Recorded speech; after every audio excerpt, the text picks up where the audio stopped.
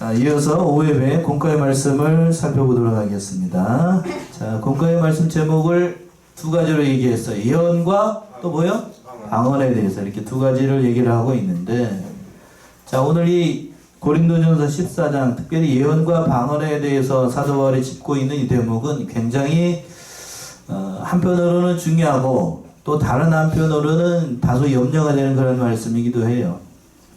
그러니까 잘못 이해하게 됐을 경우에는 방언하는 사람들을 일방적으로 사도 바울이 뭐한 것처럼 매를 들고 때리는 것처럼 말씀을 드리기가 쉬우니까 그러한 목적으로 사도 바울이 얘기한 게 아니고 경계할 목적으로 사도 바울이 말씀하고 있다는 사실을 이제 우리가 제가 지금 서두에서 말씀드리는 거고, 그것보다도 중요한 것을 사도 바울이 여기에서 다 짚고 넘어가고 있습니다. 그래서 이제 공과에는 대지를 3개로 나눴는데 좀 긴 말씀입니다. 첫 번째는 1절에 있는 것처럼 성도는 방언보다 뭐를 사모하라고 얘기하고 있냐면 예언을 사모하고 구하라 라고 얘기하고 있어요. 두 번째는 2절과 4절에 있는 것처럼 방언하는 자와 예언하는 자 서로를 비교해 가지고 이 말씀을 하고 있는 거고, 마지막으로 5절에서부터 25절까지는 방언이 무익한 이유에 대해서 길게 사도 바울이 설명을 하고 있습니다. 자, 오늘 본문의 말씀 첫 번째, 성도는 무엇보다도 예언을 사모하고 구하라라고 되어 있어요. 1절 보시면 1절. 사랑을 따라 구하라. 신령한 것을 사모하되 특별히 예언을 하려고 하라. 예. 뭐를 따라 구하라고요? 사랑을 따라 구하라. 또 신령한 것을 사모하되 특별히 뭐를 구하라고 되어 있냐면 예언을 하려고 하라라고 되어 있습니다. 사랑을 따라 구하라는 얘기는 13장이 무슨 장이었어요? 사랑장이었어요. 그 하나님의 사랑으로 모든 일을 할 때에 사랑을 따라 하라는 얘기예요. 사랑을 따라 해야 되는데, 그 사랑을 따라 하지 않고 자신의 이익을 위해서 또 남보다 나 자신을 모든 것을 나타나기 위해서 하는 건 그건 옳은 게 아니라는 얘기입니다. 옳은 게 아니에요. 특별히 성도들이 구해야 될 것은 이 사랑을 따라 구하되 또 신령한 것을 구하라고요. 신령한 것을 구하는데, 신령한 것에도 여러 가지가 있겠습니다만 사도 바울이 특별히 얘기하고 있는 건 여기서 예언하려고 하라고 되어 있어요. 예언. 자, 예언. 이 사도 바울이 방언과 예언을 비교하면서 둘 중에 하나를 하라고 한다라고 하면 사도 바울은 방언이 아니라 뭘 하라고요? 예언을 하라고 얘기를 하고 있어요. 근데 여기서 오해할 수 있는 건 뭐냐면, 예언이라고 하는 건 특별히 얘기한다. 여기서 예언이라고 하는 건 흔히 인간을 우리가 생각을 할 때에 알지 못하는 일을 미리 말하는 걸 예언이라고 얘기를 하는데, 그렇죠? 무당들이 막 접신들려가지고 신들려가지고 막 알아듣지 못하는 막 써가지고 그게 예언인 것처럼 우리들은 그렇게 생각을 하는데 그런 뜻이 아니에요. 성경에서 말하는 예언이라고 하는 건 무슨 얘기냐면 앞으로 이루어질 하나님의 말씀을 가리켜서 그걸 예언이라고 얘기합니다. 뭐요? 앞으로 이루어질 하나님의 말씀. 앞으로 이루어질 일이라는 거니까 이루어졌다는 얘기예요? 일어나지 않았다는 얘기예요? 아직 안 일어났지만 반드시 이루어질 하나님의 말씀을 예언이라고 얘기합니다. 무당이 막 접신 들려가지고 이렇게 쓰는 거 아무렇게 낙사하는 그런 말이 아니고 반드시 이루어질 하나님의 말씀이에요. 자, 요한계시록 1장 3절 한번 보세요. 요한계시록 1장 3절. 이 예언의 말씀을 읽는 자와 듣는 자들과 그 가운데 기록한 것을 지키는 자들이 복이 있나니 때가 가까움이라. 예, 사도 요한은 이 말씀을 가리켜서 이 예언의 말씀이라고 그랬어요. 보통 요한계시록은 그렇지요? 이루어진 말씀이 많아요. 앞으로 이루어질 말씀이 많아요. 이루어질 말씀이니까 아직 이루어지지 않았으니까 예언의 말씀이라고 얘기하고 있는 겁니다. 자, 디모데전서로 한번 가보세요. 디모데전서 1장 18절 19절. 디모데전서 1장 18절 19절. 여기도 예언이라고 되어 있어요. 아들 디모데야, 내가 네게 이 경계로서 명하노니 전에 너를 지도한 예언을 따라 그것으로 선한 싸움을 싸우며 믿음과 착한 양심을 가지라. 어떤 이들이 이 양심을 버렸고 그 믿음에 관하여는 파산하였느니라. 예, 여기서 보세요. 저기 문맥적으로 보게 되면 아들 디모데야 내가 네게 이 경계로서 명하노니 전에 너를 지도한 뭐를 따라? 예언을 따라. 예언을 따라라고 되어 있으니까 앞으로 이루어질 하나님의 말씀을 가지고 사도 바울이 얘기하는 거예요. 그러니까 이루어진 말씀도 있고 아직 이루어지지 않은 말씀도 있다는 거예요. 그 말씀을 가지고 뭐를 하라고요? 선한 싸움을 싸우라는 거예요. 선한 싸움을 싸울 때에 무당이 접신 들려가지고 하는 말 알아듣지는 못하는 말로 싸울 수가 없지요. 그러니까 여기서 말하는 것은 그 하나님의 말씀을 가리켜요. 쉽게 얘기하면 성경 말씀이 다 예언이라는 얘기입니다. 자, 구약에 있는 모든 말씀들, 대부분 구약 성경에 이루어진 말씀들도 다 예언인데, 그쵸? 근데 단서 조항이 있어요. 예언의 말씀인데 구약 성경에 있는 대부분의 말씀들은 다 이루어진 말씀들이 많아요. 그쵸? 이루어진 말씀이 많다고요. 예를 들어서 새벽에도 말씀드렸는데 예수님께서 동정녀로 탄생할 것이다 라는 말씀. 구약 성경에는 그것이 아직 이루어지지 않았으니까 뭐가 되는 거죠? 예언이에요, 예언. 근데 우리들 입장에서 봅시다. 우리들 입장에서 보게 된다라고 하면 예수님이 동정녀로 탄생할 것이다 하는 것이 이루어졌죠? 우리 입장에서 봤을 때 그게 예언 아니에요. 이루어진 말씀일 뿐이지. 그렇죠? 그 얘기를 지금 하고 있는 거예요. 또 예언을 해볼까요? 예수 믿으면 천국에 갑니다. 이거 예언일까요? 아닐까요? 예언이에요, 예언. 앞으로 이루어질 일이니까요. 그렇죠? 예언이라고. 지금 제가 말씀하는 그 대부분이 목사가 단에서 얘기하는 보통의 다 이 말씀들이 다 예언의 말씀이에요. 예언의 말씀이라고요. 이루어진 예언도 있고 또 이루어지지 않은 말씀도 선포하고 있는 겁니다. 천국의 소망을 두고 우리가 살아갑시다. 오늘 오전에 말씀드린 것처럼 하나님의 성품을 닮아나갑시다. 예수 그리스도를 닮아나갑시다. 우리가 지금 하나님의 성품을 닮아가고 예수 그리스도를 닮아나가고 있지만 온전히 닮아나간 건 아니죠. 그러니까 다 예언의 말씀이에요. 언제 이루어지는가? 우리가 죽을 때. 또 예수님께서 어떻게 하실 때? 내려오실 때. 체념하실 때 이루어지는 거예요. 다 예언의 말씀이라고 하는 거예요. 그러니까 또 한 가지만 더 예를 든다라고 하면 예수 믿지 않으면 어디에 갑니다?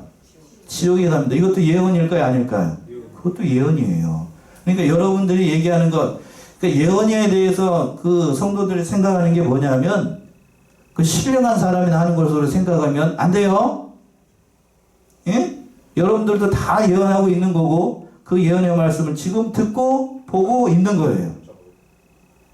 그러니까 사도 바울이 얘기하고 있는 그 말씀, 쉽게 얘기하면 그 말씀을 따라 행하라는 얘기예요. 성경 말씀을 따라서. 그러니까 예언을 하는 말씀도 그 말씀의 길을 따라가고 그 말씀의 길을 순종하면서 가라는 얘기입니다. 어려운 얘기 아니고 있는 게 아니에요. 자, 두 번째는 그렇다면 2절과 4절에서 보게 되면 방언을 하는 거하고 예언을 하는 거 어떠한 차이가 있는가? 2절 한번 보세요. 2절. 방언을 말하는 자는 사람에게 하지 아니하고 하나님께 하나니 이는 알아듣는 자가 없고 그 영으로 비밀을 말함이니라. 예, 사도 바울이 방언에 대해서 여기서 정의를 잘 내리고 있습니다. 방언을 말하는 자는 누구에게 하지 않고 사람에게 하지 않고 누구에게 직접 해요? 하나님께 직접 합니다. 여기 방언으로 기도하는 분들, 여기서 말하는 방언, 그 이 방언을 얘기하는 거예요. 알아듣지 못하는 말로 그 하는 거는 그 알아듣지 못하는 말로 사람이 들으라고 하는 게 아니고 누구가 들으라는 얘기예요? 하나님께 드리라고, 하나님이 들으시라고 그 기도하는 겁니다. 그러니까 알아듣는 자가 없고 그 영의 비밀을 말하는 겁니다. 그러니까 하나님과 직접 소통을 해요. 그러니까 이 자기의 신앙이 어느 정도 유익이 됩니다. 어느 정도가 아니고 굉장히 유익이 되죠. 하나님께서 방언의 은사를 주신 사람들 보게 되면 그 방언으로 기도해야 기도하는 맛이 나고, 제가 하라는 얘기로 이걸 얘기하겠어요? 하지 말라는 얘기로 얘기하겠어요? 하라는 얘기예요. 그러나 단 뒤에 가서 보게 되면 규모 있게 질서 있게 하라고 사도 바울이 얘기하고 있어요. 39절 40절 먼저 한번 봅시다. 39, 40. 그런즉 내 형제들아 예언하기를 사모하며 방언 말하기를 금하지 말라. 모든 것을 적당히 하고 질서대로 하라. 예. 자, 그랬죠. 그런즉 내 형제들아 예언하기를 사모하고, 그러니까 예언하기를 사모하라는 얘기는 하나님의 말씀을 사모하고 또 뭐 하기를 금하지 말라고요? 방언 말하는 사람 옆에서 방언으로 기도하고 그러는 거 금하게 하지 말라고요. 근데 우리 교단에서는 아픈 역사가 있습니다만 이병기 목사님 살아계셨을 때 방언으로 기도하는 거 하게 했을까요? 못하게 했을까요? 못하게 했어요. 이 성경 말씀에 보게 되면 그 잘하신 거 아니에요. 그리고 40절 보시면 모든 것을 어떻게 하고 그런데 그거 하는데 적당하게 하고 뭐를 지켜서? 질서를 지켜서 해야 됩니다. 내가 이런 은혜를 받았으니까 이 방언의 은사를 받았으니까 옆에 사람이고 뭐고 목사님이고 뭐고 다 그냥 다 제껴놓고 그냥 혼자서 막 떠들고 있어. 예? 그러면은 교회에 유익이 되지? 안 해요. 그 유익이 안 된다고요. 유익이 안 돼요. 그러니까 질서를 지켜가 모든 은혜. 그래서 앞에서 사도 바울이 사랑을 강조하고 있는 거고 자기 유익보다 누구를 생각하라고 그랬냐면 다른 사람의 신앙의 유익을 먼저 생각하라. 그래서 사도 바울이 이렇게 강조를 하고 있는 겁니다. 진정으로 생각한다라고 하면 사랑한다라고 하면 방언 말하는 사람에 대해서 다른 사람이 뭐라고 정죄할 수도 없는 거고 또 방언하는 사람 기도할 때에도 자기만 생각하는 게 아니고 다른 사람도 생각하겠지요. 그래서 그렇게 하라는 얘기입니다. 교회 덕을 위해서. 그래서 방언에도 세 가지 종류가 있어요. 출처가 세 가지가 있는데 첫 번째는 다른 나라 말로서의 방언이에요. 사도행전 2장에 나와 있는 것 오순절 성령이 강림하시고 난 다음에 사도는 분명히 자기 나라의 말 히브리 말로 얘기를 했는데 말이 나올 때는 어떤 말로 들리게 했냐면 헬라 말로 들리고 또 영어로도 들리고 다른 나라 말로 들리게끔 한 외국어로서의 방언이에요. 성령의 역사죠. 이건 성령의 역사. 그 외국어로서의 방언이에요. 사도행전 2장에 있는 것. 두 번째는 오늘 본문에 나와 있는 것처럼 알아듣지 못하는 말, 일명 하나님과 직접 통하는 그 방언의 기도들을 얘기를 합니다. 이것도 은사예요. 그리고 마지막으로 세 번째는 마가복음 16장에 있는 것처럼 무슨 방언이요? 새 방언이 있습니다. 하나님은 진리의 말씀을 깨달아서 그 모든 말씀을 하는 그 새 방언이 있습니다. 출처도 세 가지가 있어요.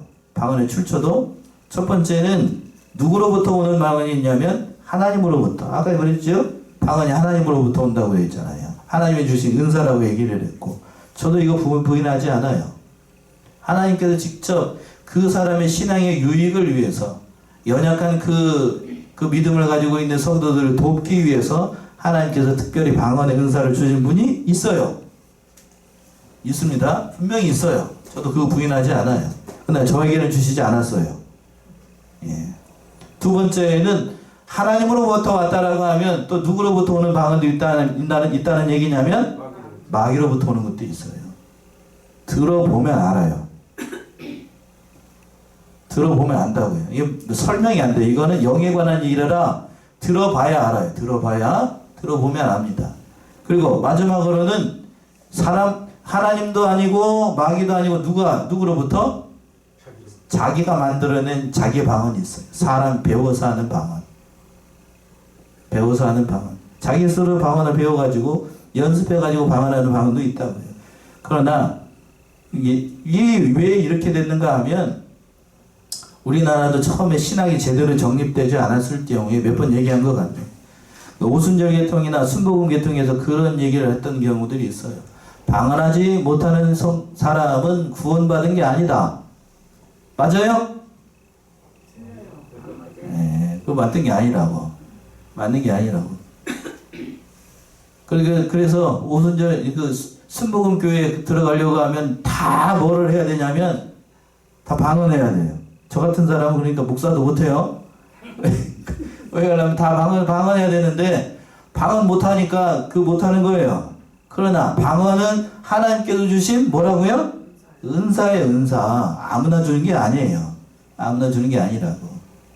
그렇다고 사도 바울은 왜 이 얘기를 하고 있냐면 네가 방언을 받았다라고 해서 다른 사람을 은혜 받지 못했다, 구원받지 못했다 이렇게 얘기하는 건 옳지 않다. 그걸 지적하기 위해서 얘기를 하고 있는 겁니다. 자, 3절 보시면 본문의 말씀 돌아서 3절. 그러나 예언하는 자는 사람에게 말하며 덕을 세우며 권면하며 아니하는 것이요. 예, 예언을 앞으로 예언이라는 말을 다 말씀이라고 생각을 하세요. 말씀, 성경 말씀이라고 생각하면 이야기가 쉬워요. 성경의 말씀을 듣는 자들은 그 성경의 말씀을 통하여서 사람에게 말을 하겠지요. 성경 말씀을. 그러니까 그 말씀을 통해서 교회에 뭐를 세우게 될 수 있고 덕을 세우고 그 하나님의 말씀으로 뭐 할 수도 있고 권면할 수도 있고 그 하나님의 말씀으로 안위하고 위로의 말씀을 전할 수 있습니다. 그러니까 예언하라는 얘기예요. 하나님 말씀을 듣고. 그런데 방언하는 사람은 어떻게 되는가? 4절이죠. 4절 보시면. 방언을 말하는 자는 자기의 덕을 세우고 예언하는 자는 교회의 덕을 세우느니라. 예, 그래요. 유익이 있어요. 서로에게 유익이 다르다는 얘기인데 방언을 말하는 자는 누구의 덕을 세우냐면 자기 신앙의 덕을 세워요. 유익이 있어요. 그래서 앞에서도 언급했습니다만 방언으로 기도하게 되면 1시간, 2시간 기도하게 되면 그 마음의 위로가 넘치고 그렇게 있어요. 하나님과 통하니까. 저는 이걸 설명을 할 수가 없어요. 하신 분들이 더 잘 알겠지요. 예언하는 자는 그러나 어디에 덕을 세우냐면 교회에 덕을 세웁니다. 왜? 누구나 다 알아들을 수 있는, 제가 지금 설교하는 것처럼 누구나 알아들을 수 있는 하나님의 말씀으로 교회에서 선포를 하고 있으니 교회에 덕을 세워요. 그러니까 사도 바울이 그래서 이 얘기를 하고 있는 이유는 방언을 하게 되면 자기에게는 유익이 되지만 교회에는 뭐가 된다는 얘기에 덕이 되지 않는다는 얘기입니다. 그러니까 무익한 이유, 방언이 무익한 이유를 대해서 설명을 하는 거예요. 5절 보시면 나는 너희가 다 방언 말하기를 원하나 특별히 예언하기를 원하노라. 방언을 말하는 자가 만일 교회의 덕을 세우기 위하여 통역하지 아니하면 예언하는 자만 못합니다. 예. 자, 여기서도 잘 보셔야 돼요. 사도 바울의 논지. 사도 바울이 뭘 얘기하고 싶은가? 나는 너희가 다 뭐 하기를 원한다고요? 방언을 말하기를 원하나. 자, 사도 바울의 진심은 앞에 있는 게 아니고 뒤에 있는 거예요. 자, 이 얘기인 즉슨 다 방언을 말해야 된다는 얘기가 아니고 뒤에 게 더 중요해요. 특별히 뭐 하기를 더 원해요? 예언하기를 원합니다. 예언하기를 원해요. 이 말씀 속에는 두 가지 의미가 담겨 있습니다. 특별히 예언하기를 원했고 또 앞에 있는 것을 사도 바울이 부정한 것도 아니에요. 방언을 말하는 것, 그 유익이에요. 누구에게 유익이 되는가? 교회에는 유익이 되지 않지만 자기 신앙에는 유익이 됩니다. 그러니까 사도 바울이 그 얘기를 하고 싶어 하는 거예요. 자기 신앙에는 유익이 되니까 하라는 얘기입니다. 하라는 얘기인데 방언을 말하는 자가 만일 교회의 덕을 세우기 위해서는 반드시 뭐를 해야 된다? 예언하는 것. 통역하는 자가 아니면 예언하는 자만 못한다. 반드시 그러니까 통역을 하지 않으면 예언하는 것만 못해요. 그런 은사가 있대요. 저는 그걸 경험해 보지 않았습니다. 옆에서 방언으로 기도하게 되면 그 방언하는 사람 얘기를 듣고 통역해 주는 사람이 2사람 이상 있어야 돼요. 한 사람 있으면 안 돼요. 둘이 짜고 고스톱치는지 알 수가 없잖아. 그러니까 2사람 있어야 돼. 2사람. 통역하는 사람도 2사람 이상. 그래서 둘이 딴 곳에서 둘이 해놓고 맞춰봐야 됩니다. 둘이 통역을 했는데 둘이 똑같이 병역을 하고 있다. 그럼 그 말이 뭐라는 얘기죠? 진실이라는 거니까. 그러니까 그 통역하는 것도, 그러니까 사도 바울이 이 사실을 알고 있으니까 통역하지 않으면 이 교회에서 유익이 되지 않는다. 덕을 세울 수 없다. 라고 얘기했어요. 그 말씀 6절에 이렇게 표현했죠. 6절. 그런즉 형제들아, 내가 너희에게 나아가서 방언을 말하고 계시나 지식이나 예언이나 가르치는 것이나 말하지 아니하면 너희에게 무엇이 유익하리요? 예, 그런즉 형제들아, 내가 너에게 나아가서 방언을 말하고 계시나 지식이나 예언이나 이건 다 하나님의 말씀이라고 봅시다. 그러니까 사도 바울이 방언에 굉장히 능통했습니다. 뒤에 가서 나와요. 몇 절이노? 18절 한번 보세요. 18절. 내가 너희 모든 사람보다 방언을 더 말함으로 하나님께 감사하노라. 이 말인 즉슨 이 말에 비추어 보게 된다라고 하면 사도 바울이 방언을 잘했다는 얘기예요? 못했다는 얘기예요? 예, 수요 예배 때 한번 나오신 분들은 이미 말씀을 들었겠습니다만 사도 바울은 질적인 면에서 또 양적인 면에서 진짜로 방언을 잘했습니다. 알아듣지 못하는 방언, 알아듣는 방언 둘 다 잘했어요. 사도행전에서 나오는 외국으로서의 방언에서도 능통했던 게 누구이고? 사도 바울이고. 그리고 또 알아듣지 못하는 말에 있어서도 그 방언에 있어서도 잘했던 게 누구이고? 사도 바울이었습니다. 그러니까 사도 바울은 히브리 사람이잖아요. 그렇죠? 정통 히브리 사람이니까 히브리만에 능통했고, 그리고 로마에서 그 다소에서 태어났으니까 로마 말도 잘하고, 그 문화가 또 헬라 문화였으니까 헬라 말도 잘하고. 그러니까 사도 바울이 전도 여행을 다닐 때에는 다른 통역하는 사람이 있을 필요가 없어요. 자기 혼자 다 하니까요. 3개국을 다 잘하니까. 로마 말, 우리식으로 얘기하면 영어도 잘하고, 뭐 독일이나 프랑스 말도 잘하고, 한국말도 잘해요. 그러니까 통역을 있을 필요가 없어요. 자기가 설교하고, 히브리 말로 설교했다가, 또 뭘로만 얘기했다가, 로마 말로 얘기했다가, 또 뭘로 얘기하고, 헬라 말로 얘기해주고.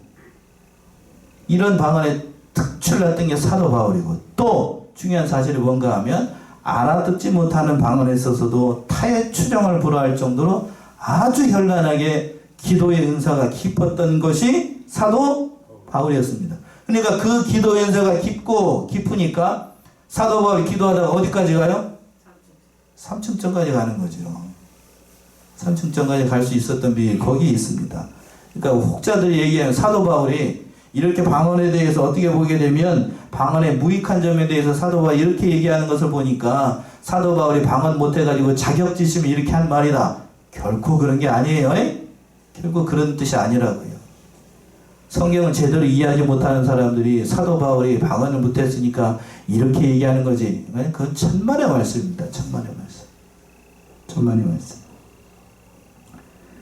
자, 그러면서 계속해서 보게 되면 이 사도 바울이 그렇게 방언을 잘하니까, 외국으로서의 방언도 잘하고 알아듣지 못하는 방언도 잘하니까 강대상에서 설교를 할 때 알아듣지 못하는 말로 그냥 막 하고 있어요.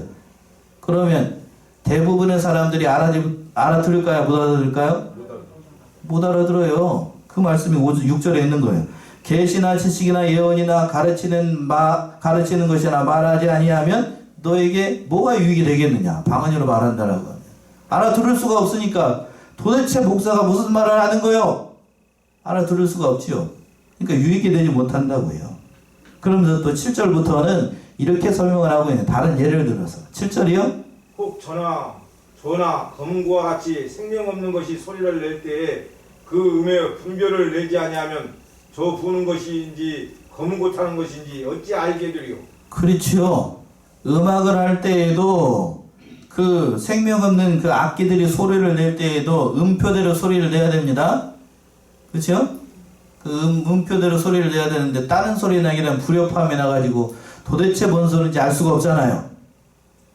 그 얘기를 들은 거고. 또 8절 보시면 만일 나팔이 분명치 못한 소리를 내면 누가 전쟁을 예비하리요? 전쟁을 예비할 수 없어요. 그 나팔 소리가 울려 퍼져야, 옛날에는 그 나팔 소리로 전쟁의 시작과 종료를 알도록 했는데, 그 나팔 소리를 내지 못하는 전쟁을 예비할 수 없고. 또 9절 보시면 9절. 이와 같이 너희도 혀로서 알아듣기 쉬운 말을 하지 아니하면 그 말하는 것을 어찌 알리요? 이는 허공에다 말하는 것이라. 그러니까 설교를 할 때에도 쉬운 말로 해야 되고, 모든 말을 할 때에도 쉬운 말로 해야 됩니다. 그렇지 않으면 알아듣는 사람만 알아듣고 못 알아듣는 사람 못 알아듣으니까 그 별로 좋은 유익이 된 게 아니라는 얘기입니다. 그러니까 목사들이 단에서 설교할 때에도 그 자기가 많이 배웠다라고 해서 성도들이 못 알아듣는 영어로 하거나 히브리 말이나 헬라 말이나 자기 지식 자랑하려고 하는 건 그 온당한 게 아니에요. 그 온당한 거 아니라고요. 성도들 앞에서 뭘 자랑하려고 그런 식으로 얘기하는 건, 오늘 여기서 그랬잖아요. 혀로 알아듣기 어떠한 말로? 쉬운 말로 설교해야 됩니다. 쉬운 말로. 쉬운 말로 설교해야지 저기 뭐 유능한 거 자랑하는 것처럼 그렇게 얘기하는 건 그 옳은 일이 아니라고 하는 겁니다. 10절 11절 보시면 세상에 소리의 종류가 이같이 많되 뜻없는 소리는 없나니 그러므로 내가 그 소리의 뜻을 알지 못하면 내가 말하는 자에게 야만이 되고 말하는 자도 내게 야만이 되리니. 예, 이게 뭔 말인가 하면 알아듣지 못하는 말로 하게 되면 그 반대편 상대방 입장에서 봤을 때에 알아듣지 못하니까 야만이 되는 거고, 그 사람도 또한 알아들을 수가 없으니 그 사람 상대편도 역시 야만이 되는 거라는 얘기입니다. 서로에게 그러니까 고역이 된다는 얘기예요. 그렇다면 어떻게 해야 되는가? 방언은 어떻게 해야 되는가? 12절 13절. 그러면 너희도 신령한 것을 사모하는 자인즉 교회에 세우기를 위하여 풍성하기를 구하라. 그러므로 방언을 말하는 자는 통역하기를 기도할지니. 예. 방언으로 말할 때는 반드시 뭐가 있어야 된다고요? 통역이 있어야 통역이 있어야 됩니다. 공적인 자리에서 방언으로 기도할 때는 그러니까 통역이 있어야 되는 거예요. 통역. 자, 14절 보시면 또 내가 만일 방언으로 기도하면 나의 영이 기도하거니와 나의 마음은 열매를 맺지 못하리라. 예. 그러니까 방언으로 기도할 때에 그 유의할 점에 대해서 마음에 유의게 없이 그렇게 그냥 허공이다 하는 식으로 그렇게 기도하면 안 된다는 의미로 사도 바울이 이 얘기를 하고 있습니다. 정신 차리고 기도해야 돼요. 기도할 때에도 방언으로 기도할 때에도 마음에 집중을 담아서 15절 보시면 또 15절 그러면 어떻게 할꼬? 내가 영으로 기도하고 또 마음으로 기도하며 내가 영으로 찬미하고 또 마음으로 찬미하리라. 예, 그 말씀이에요. 14절 말씀에서 얘기하는 것처럼 그냥 그 방언하는 사람들이 기도할 때 무아지경에서 그냥 알아듣지 못하게 자신도 알아듣지 못하고 그렇게 기도하면 안 되고 집중해서 뭘로도 기도하고 영으로 기도하고 또 뭘로도 기도하고 마음으로도 기도하고 혼연일체가 돼서 하나님 앞에 기도해야 된다는 얘기입니다. 정신줄 놓지 말고 기도할 때 기도하라 그러면 정신줄 놓고 기도하는 사람들이 있어요. 그러니까 기도할 때에도 늘 사도 바울이 이 얘기를 하는 건 보세요. 오늘 14장 말씀을 보게 되면 사도 바울이 다 경험을 했다는 얘기죠. 이걸 경험을 했으니까 이런 얘기를 다 하는 거죠. 해보지 않았으면 이런 얘기를 할까요? 저는 잘 몰라요. 그런데 우리 교단 같은 경우에는 그 통성 기도하는 거, 방언 기도하는 걸 하지 못하게 하고 뭐를 기도하는 걸 많이 하게 되냐면 묵상 기도하라고 그러죠. 자기가 이렇게 가만히 생각해보고 말씀으로 하고 소리 내서 기도하는 것보다는 묵상 기도하라고 하는데 묵상 기도의 장점도 있고 단점이 있습니다. 단점을 먼저 얘기한다라고 하면 묵상 기도를 잘못하게 되면 뭐 하기가 쉬워요? 졸기 딱 좋아요. 잡생각 들어오기 딱 좋고 훈련이 되지 않으면 묵상 기도하는 거 그거 쉽지 않으면 속으로 기도하는 거 그게 쉽지 않다고요. 잡념 들어오기 쉽고 그래서 보통의 경우에는 어떻게 기도해야 되는가? 자기 기도하는 소리가 누구 귀에 들릴 정도로 자기 귀에 들릴 정도로 소리 내서 기도해야 됩니다. 그래야 졸지 않아요. 졸지 않아요. 자기가 들릴 정도로. 그러니까 그 통성 기도한다고 해서 다른 교회에서 기도하는 것처럼 통성 기도하라고 그랬더니 그냥 혼자 은혜 받았다고 해가지고 그냥 기도하는 것처럼 크게 기도해가지고 손뼉 치면서 막 이렇게 하는 거 그것도 역시 그 덕이 되지 않아요. 덕이 되지 않아.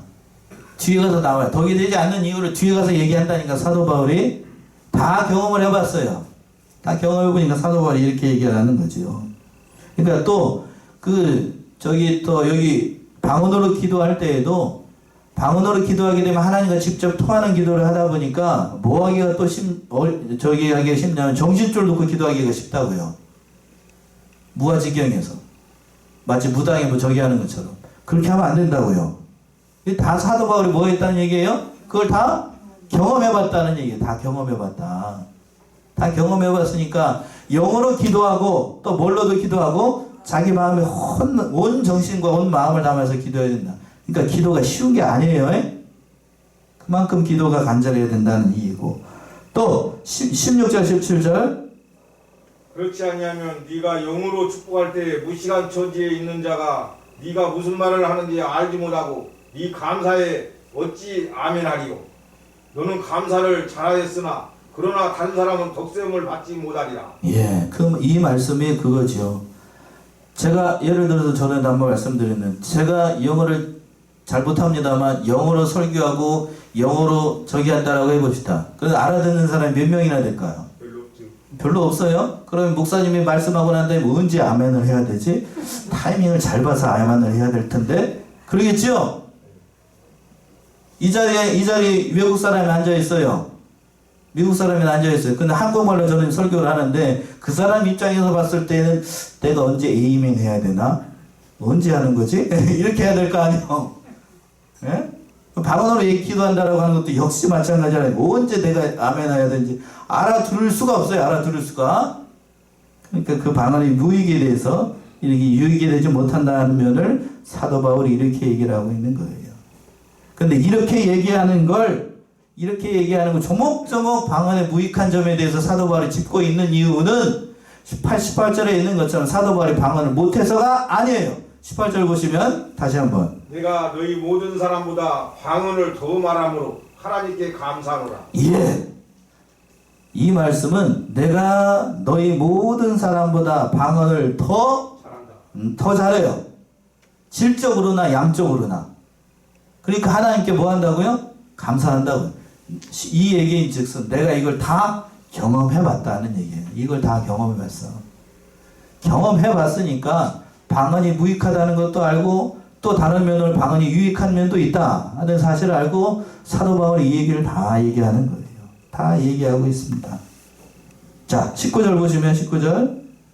그러나 교회에서 네가 남을 가르치기 위하여 깨달은 마음으로 5마디 말을 하는 것이 1만 마디 방언으로 말하는 것보다 나으니라. 예, 그러나 교회에서 다른 사람을 가르칠 때에는 성경의 말씀을 가르칠 때에는 1만 마디 방언으로 말하는 것보다 5마디 깨달은 말씀으로 성도들에게 말하는 것이 더 유익합니다.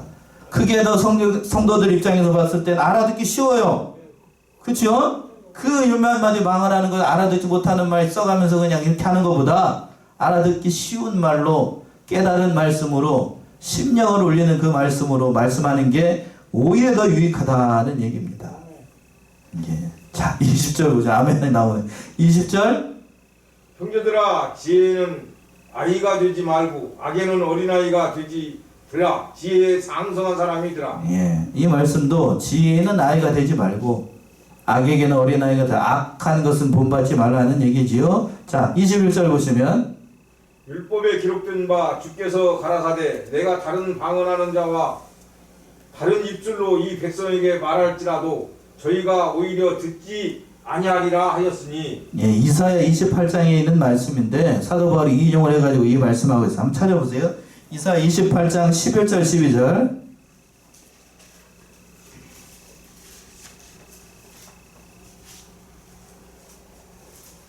그러므로 생소한 입술과 다른 방언으로 이 백성에게 말씀하시리라. 전에 그들에게 이르시기를 이것이 너희 안식이요 이것이 너희 상쾌함이니 너희는 분비한 자에게 안식을 주라 하셨으나 그들이 듣지 아니하였으므로. 예, 이 말씀의 즉슨 뭐냐 하면 생소한 입술과 다른 방언으로 이 백성에게 말하리라 라고 했어도 하나님께서 그 생소한 말과 다른 방언으로 말했어도 그들이 들었다고요, 안 들었다고요? 안 들었다는 얘기입니다. 안 들었다는 얘기야. 무슨 말을 해도 무슨 말로 얘기를 할지라도 이스라엘 백성들이 듣지 않았으니 알아듣기 쉬운 말로 하라는 얘기예요. 뭔 얘기인지 아시겠어요? 유창하고 화려한 말로 사람들의 이목을 끌으려고 사람들이 변할 것이라고 생각을 하지만 그걸로 사람이 변하는 게 아니라는 얘기입니다. 그게 바라는 게 아니라는 얘기예요. 그게 다가 아니라는 얘기예요. 얼마나 사도 바울이 논리재정이네요. 또 22절 보시면 22절. 그러므로 방언은 믿는 자들을 위하지 않고 믿지 아니하는 자들을 위하는 표적이라. 예언은 믿지 아니하는 자들을 위하지 않고 믿는 자들을 위함이니. 예, 이 말의 뜻은 하나님의 은사면에서요. 하나님의 은사면에서 방언을 말하는 사람을 믿지 않는 사람들이 보게 될 경우에 믿지 않는 사람들 입장에서 봤을 때에는 하나님을 믿으면 저런 은사도 받는가 보구나 라고 해서 그런 유익한 면이 있다는 얘기입니다. 믿지 않는 자를 위한 표적이라는 것은 그거예요. 예수 믿는 사람들은 저렇게 혀꼬부라지는 소리도 잘할 수 있는 모양이구나. 그런 유익한 면은 있다는 얘기입니다. 그러나 예언이라고 하는 건, 하나님의 말씀이라고 하는 건 믿지 않는 자들을 위하는 게 아니고 믿는 자들을 위해서 하는 말이에요. 그러니까 그 하나님의 말씀은 그 믿지 않는 자들을 위한 게 아니고 믿는 자들에게 더 믿음의 길을 걸어가라고 하는 것이니, 교회의 유익적인 면을 위해서는 뭐를 더 해야 되겠는가? 예언을 해야 된다는 얘기예요. 그 말씀 23절에 있죠. 23절. 그러므로 온 교회가 함께 모여 다 방언으로 말하면 무식한 자들이나 믿지 아니하는 자들이 들어와서 너희를 미쳤다 하지 아니하겠느냐. 예. 자, 전국을 찌르죠. 사도 바울이 전국을 찌릅니다. 그러므로 온 교회가 함께 모여 다 방언으로 말하면 이걸 이해하지 못하는 사람들, 믿음이 없는 사람들이나 또는 무식한 자들이 들어와 가지고 교회에서 저부터 시작하라고 여기 있는 사람들이 다 그냥 효과 부르자는 소리 막 하고 있어요. 그러면 세신자가 여기 자리에 딱 들어와 가지고 딱 그걸 보고 뭐라 그러겠어요? 단체로 미쳤구나. 그냥 단체로 미쳤구나. 그냥 그러겠지요. 저 같은 사람 같은 저같이 방언 못하는 사람이 그 선부금 교회 같은 경우에 가가지고 그 부흥성이 한다고 해가지고 가봐요. 저는 가슴이 철렁 앉아요. 철렁 내려앉아. 어린 심령이 있을 때는 그 기도도 제대로 안 된다고. 근데 지금은 가면 기도해요. 그 사람들 혀꼬부라지는데 뒤집어지는데 나빠지는데 저는 알아듣기 쉬운 조선말로 저들을 어떻게 하소서 불쌍히 여기소서 이렇게 기도하겠죠. 그러니까 그렇게 하라는 얘기죠. 그러니까 미쳤다 사는 사람들이 손가락질 대상이 되면서까지 그렇게 할 필요가 없다는 얘기입니다. 자, 24절 보시면 24절. 그러나 다 예언을 하면 믿지 아니하는 자들이나 무식한 자들이 들어와서 모든 사람에게 책망을 들으며 모든 사람에게 판단을 받고 25절까지요. 그 마음에 숨은 일이 드러나게 되므로 엎드려 하나님께 경배하며 하나님이 참으로 너희 가운데 계시다 전파하리라. 그래요. 방언으로 말하지 않고 이상한 말로 얘기하지 않고 알아듣기 쉬운 하나님의 말씀으로 얘기하는 것을 믿지 않는 사람들이 듣게 되면, 또 무식한 자들이 하나님의 말씀을 듣게 되면 그 모든 사람들이 그 하나님의 말씀으로 책망도 받고 그 하나님의 말씀으로 판단을 받고 그 마음에 찔림을 받아서 하나님께 나오게 될 것이니, 뭘로 말씀을 전파해야 되겠느냐? 방언이냐 예언이냐? 예언이라는 얘기예요. 그러나 방언, 이 말씀의 뜻은 뭔가 하면, 그러나 방언도 누구 면에서 유익하니까, 자기 신앙에는 유익하니까 하지 말라는 얘기로 한 게 아니에요. 이렇게 얘기를 했더니 집사람이나 다른 사람, 방언하는 사람들, 혹시라도 동영상을 보시는 사람들 오해하시면 안 돼요. 방언은 자기 신앙에 유익이 있어요. 부인하지 않습니다. 저도. 그러니까 하라고요, 하지 말라고요? 하라고요. 그러나 단 교회 안에서 교회의 뭐를 생각하고 유익과 질서를 생각하면서 해야 됩니다. 그게 믿는 자로서의 마땅한 도리예요. 그리고 또 방언 못하는 사람들, 우리 교단에서 잘못 배워가지고 방언하는 사람들 들어오게 되면 정죄하는 시선으로 바라보고, 그렇게 바라보게 되면 또 역시 그것도 유익이 아니에요. 그것도 유익이 아니에요. 그러니까 서로가 서로를 어떻게 해야 돼요? 배려해야 됩니다. 배려해야 돼요. 그래서 뚜뚜따따 하고 있어요. 옆에서. 그래서 뚜뚜따따 하고 있으면 저분은 그런 은사를 받았나 보다 하고 그렇게 생각해야 되고, 또 못하고 저기 하는 데서 이렇게 쭈삐쭈삐 이렇게 기도하고 있으면 저분은 그런 은사가 있나 보다 하고 서로를 배려해야 돼요. 배려해야 돼. 근데 저 혼자 있을 때는 아무 상관이 없어요. 저는 그렇게 하든지 엎어지든지 뒤집어지든지 저는 아무 상관이 없으니까. 그러니까 우리는 이렇게 생각해야 되고, 늘 그러니까 다른 사람의 신앙의 유익을 위해서 생각하는 그런 신앙의 사람들이 되라. 사도 바울이 이 얘기를 하고 싶어 한 겁니다. 이 사실을 깨닫고 교회의 덕을 세우고 자기 신앙을 잘 세워나가는 저와 여러분들이 다 되시기 바랍니다. 기도하겠습니다.